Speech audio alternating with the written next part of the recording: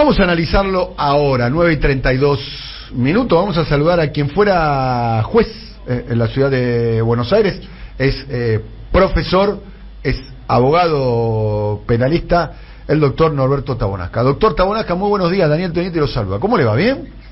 Buenos días, Daniel. Muy bien. Gracias por haberme llamado. Un saludo para todos ustedes y la audiencia. Bueno, a ver, primera cuestión.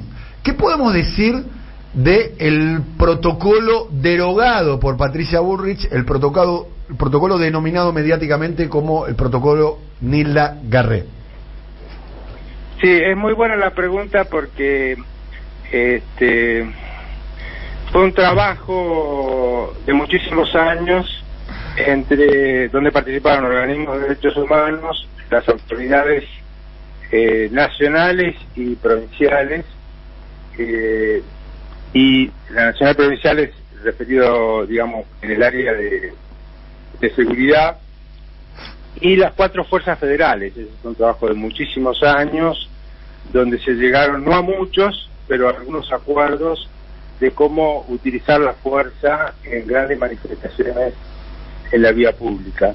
Fue un trabajo inédito, fue el único trabajo que se hizo de esa manera, que fue financiado y capacitado por la Escuela de Policía de Holanda, con intervención obviamente de la Cancillería Argentina, donde hubo una gran cantidad de viajes capacitadores por parte de la conducción de la Escuela de la Policía de Holanda, y quienes participaban de este tipo de eventos. No solo se elaboraron o se discutieron protocolos vinculados con el uso de la fuerza en grandes manifestaciones en la vía pública, sino en espectáculos deportivos, y también hubo un proceso que no se va a culminar finalmente, de la actividad del Estado respecto de eventual uso de la fuerza con respecto a niñas, niños y adolescentes. Así que fue un trabajo, como digo, inédito, y con algunos acuerdos interesantes que formaron parte de la base, después de 10 años, de el protocolo que terminó, paga la redundancia, protocolizando la primer ministra de Seguridad. Antes no había ministro de Seguridad, Nilda Garré, pero esto transitó, digamos, varios gobiernos de diferentes signos políticos. Arrancó con cuando Mestre era ministro del Interior, que si no recuerdo mal era el de la Rúa, y se aceleró en la presidencia provisional de Duhalde después de la muerte de Costequi y Santillán. Ahí es donde hubo un mayor impulso, decidió, y bueno, después culminó ese grupo de trabajo con cuando se protocolizó por parte de la ministra en aquel momento, y este grupo empezó a trabajar con el mismo objeto de democratizar o adaptar el uso de la fuerza a la Constitución Nacional y al respeto de los derechos humanos en los penales, durante la dirección de Ortel. Al amigo Ortel, ahora me olvidé el nombre. Víctor Ortel, sí. Bueno, así, contrariamente al actual protocolo, se planteaban los acuerdos que se llegaron, que se terminaron protocolizando con algunas variantes, era la gradualidad del uso de la fuerza respecto a cuando una manifestación no pacífica, sino que se transforma en violenta o se produce algún tipo de enfrentamiento. Primero, antes de eso, digamos, utilizar un mediador, y después se tenía que utilizar elementos, digamos, de la fuerza, elementos disuasivos. Bueno, por ejemplo, si eran gases lacrimógenos, tener en cuenta la distancia, separar la posta de plomo de la posta de goma, porque muchas veces ha habido heridos o fallecidos en este tipo de eventos, como los futbolísticos también, por este tipo de cuestiones, y también la protección de los derechos humanos y laborales del personal policial, del personal que participaba de este tipo de actividades profesionales, en particular, por ejemplo, que utilizaran elementos de protección física, es decir, que tengan uniformes, para que el oyente lo entienda, no solamente la gorrita, sino que tenga su protección en la pechera, en los cascos,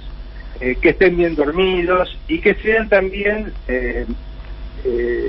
producto de una capacitación específica de los cuerpos de choque vinculada a la protección de los derechos humanos y a la gradualidad del uso de la fuerza. Asimismo, este protocolo que acordamos, insisto, después de 10 años de trabajo, también refería que todos los procedimientos deberían ser firmados y no podían ser evitados, y se debería tener especial cuidado cuando hubiera menores tanto en el espectáculo deportivo o futbolístico generalmente, como en una protesta social, como de personas mayores, ¿no? Que parece es uno de los tantos puntos que contradicen al actual. ¿Cuáles son los puntos? Estamos hablando con el doctor especialista en Derecho Penal, quien fuera juez y además participó del equipo de redacción de lo que se llamó el protocolo de Nilda Garré. ¿Cuáles son los puntos más flojos, más endebles del protocolo presentado por Patricia Bullrich? ¿Y cuál es la posibilidad de su realización, de que se pueda llevar a cabo cumpliendo la Constitución? Bueno, yo me haría la pregunta al revés, ¿no? ¿Cuáles son los puntos que respetan la Constitución de este protocolo?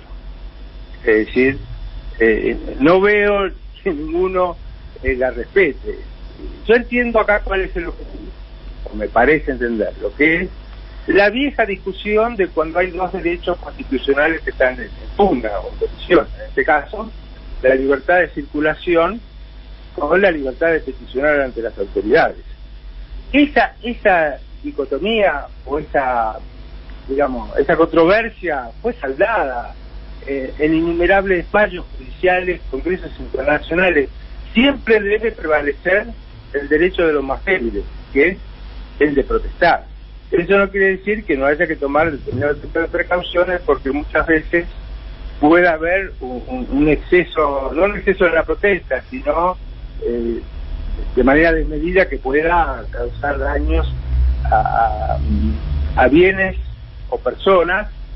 Bueno, muchas veces estos daños los causan provocadores que los infiltran el propio Estado, ¿no? Después dicen, bueno, se ha tirado una bomba molotov dentro de un banco, adjudicándose a los manifestantes. Bueno, que a veces lo son, pero muchas veces nosotros tenemos una gran experiencia como Estado de haber infiltrado en la historia de nuestro país, en toda la protesta social, elementos para después provocar el uso de la fuerza de manera desmedida, ¿no? Pero no le encuentro a todas las medidas que inspiran este protocolo algún respeto. Por ejemplo, deberán identificar a los autores, cómplices e instigadores de los cortes y protestas. También identificarán los vehículos con los cuales los manifestantes llegarán a las protestas. A ver, te cuento un mensaje que nos manda una oyente, se llama Jimenita. Dice: buenos días, el miedo ya comenzó. Lo manda recién, 9:33. No lo puedo creer. Chevalier directo Zárate Capital. Pasamos el peaje y se suben 2 gendarmes a revisar el colectivo. Dice: vienen a todo o nada. Esto no sé si es cierto o no. Posteos. No, hay un video circulando de policías subiendo a un colectivo en la autopista Richieri a revisar que los pasajeros... En la mañana de hoy. En la mañana de hoy, a revisar si tienen banderas o algo que indique que van a una manifestación. A ver, tengo entendido que la Constitución contempla que suceda esto, pero antes hay que declarar el estado de sitio. Claro. No sé si estoy equivocado o no, doctor Tabonasca. No necesariamente, porque, digamos, las fuerzas de seguridad tienen facultades para identificar, eventualmente para detener en determinado tipo de circunstancias, pero tiene que haber elementos que lo ameriten.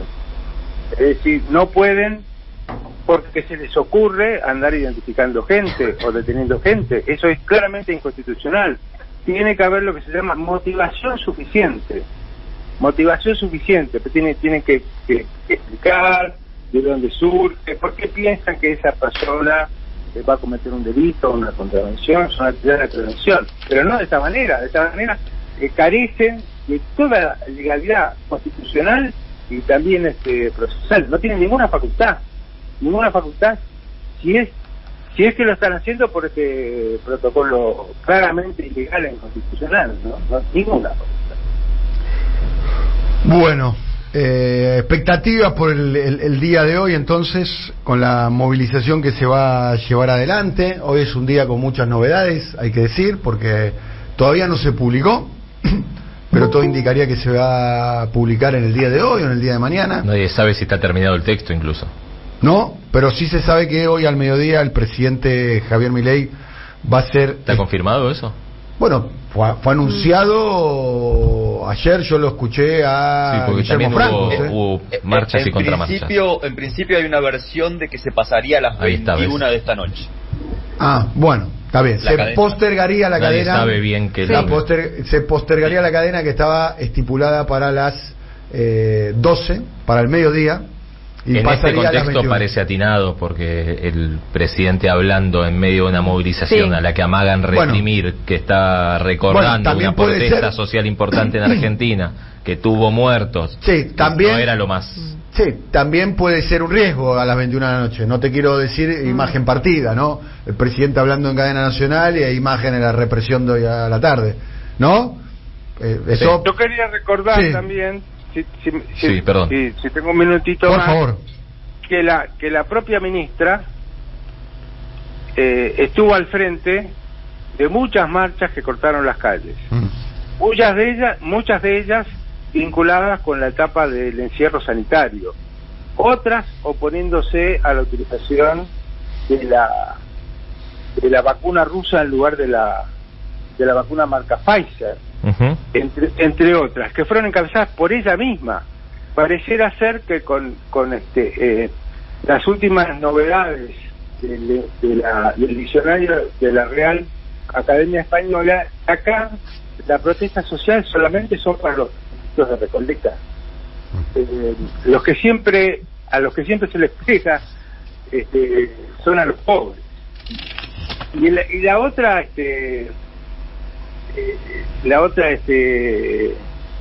diría frase que sería apuntable en este momento es que también en el lenguaje de moda creo que estamos en el día de hoy frente a una situación que dentro de la ley nada y fuera de la ley todo. Muy interesante síntesis, doctor Tabonasca. ¿Cómo es? ¿La puede repetir, por favor? Menos mal que estudió nosotros, ¿te das cuenta? ¿La de los pituquitos de Recoleta? No, la de dentro... no. ¿Dentro de la ley nada?